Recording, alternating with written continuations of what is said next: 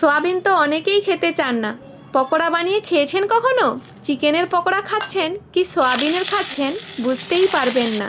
খুবই কম সময়ে অল্প খরচে আপনার রান্নাঘরে থাকা উপকরণ দিয়ে বানিয়ে ফেলুন এক দুর্দান্ত স্ন্যাক্স। সত্যি বলছি বন্ধুরা, এই স্ন্যাক্সটা একবার বানিয়ে খান, এত মুচমুচে আর এত টেস্টি কি আর বলবো।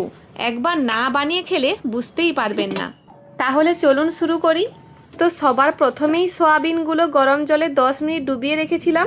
তারপর কড়াই থেকে সোয়াবিনগুলো তুলে একটি বোল্ডে রেখে তার ওপর নর্মাল জল দিয়ে সোয়াবিনগুলো ঠান্ডা করে নেব। ও মা, আজ কি সয়াবিনের ঝোল বানাচ্ছো? না রে, আজ সোয়াবিনের পকোড়া বানাচ্ছি।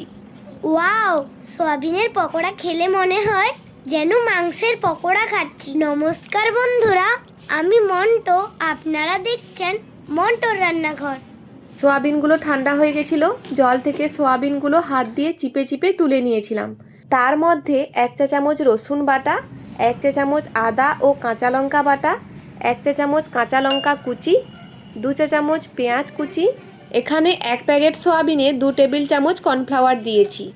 তারপর পরিমাণ মতো লবণ, হলুদ 1 চা চামচ, কাশ্মীরি লঙ্কার গুঁড়ো 1 চা চামচ, চিকেন মশলা 1/2 চা চামচ ও অল্প ধনেপাতা কুচি দিয়ে ভালো করে সোয়াবিনগুলো ম্যারিনেট করে নিচ্ছি। এই 4 মিনিটের ভিডিওর পেছনে আমাদের অনেক পরিশ্রম লুকিয়ে আছে, তবুও আপনারা সাবস্ক্রাইব করেন না। এই ছোট্ট বন্ধু আপনাদের কাছে অনুরোধ করছে, ভিডিওটিতে একটি লাইক করে চ্যানেলটিতে সাবস্ক্রাইব করে আমার পাশে থাকুন। গরম তেলে পকোড়াগুলো অল্প অল্প করে দিয়ে দিচ্ছি, আর অবশ্যই গ্যাসটি মিডিয়াম ফ্লেম করে রাখবো। একটু সময় নিয়ে উল্টে পাল্টে সুন্দর করে ভেজে নিচ্ছি। কি দেখে মনে হচ্ছে না এগুলো চিকেন পকোড়া? শুধু দেখে নয়, খেতেও লাগবে পুরো চিকেন পকোড়া।